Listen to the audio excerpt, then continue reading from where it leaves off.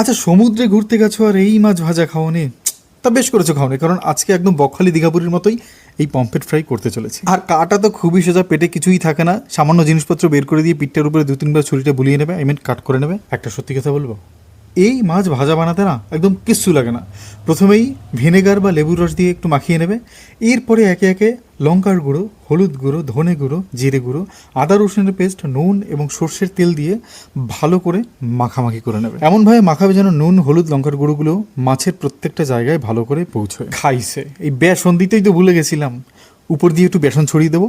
এর ফলে মাছের উপরে লাল লাল যে কোটিংটা আসবে, ওটা কিন্তু বেসনের জন্যই আসবে। অবশ্যই কিন্তু বেসনটা দেবে। আমার পার্সোনালি সর্ষের তেলের ফ্লেভারটা বেশি ভালো লাগে, তোমরা চাইলে সাদা তেলও ইউজ করতে পারো। আমি কিন্তু ফ্রাই প্যানের মধ্যে সর্ষের তেল দিয়ে দিয়েছিলাম, এরপরে একে একে টপাটপ মাছগুলো ছেড়েছিলাম। মোটামুটি 3-4 মিনিট এপাশ ওপাশ ফিরিয়ে ধৈর্য সহকারে মিডিয়াম ফ্লেমে ভাজলেই কিন্তু এভাবে লাল রঙের কোটিং চলে আসবে। তাহলেই বুঝে যাবে যে মাছ ভাজা প্রপারলি হয়ে গেছে। এরপরে আর কি, থালায় গরমা গরম নামিয়ে গ্রিন চাটনি আর পেঁয়াজ দিয়ে সাজিয়ে প্রিয়জন অথবা প্রয়োজন দিয়ে নিয়ে বসে পড়ো, দেখবে সবার মন জয় হয়ে গেছে। দেখা হচ্ছে নেক্সট ভিডিওতে। আর ভিডিওটি ভালো লাগলে অবশ্যই লাইক, সাবস্ক্রাইব, শেয়ার করে পাশে থাকবেন।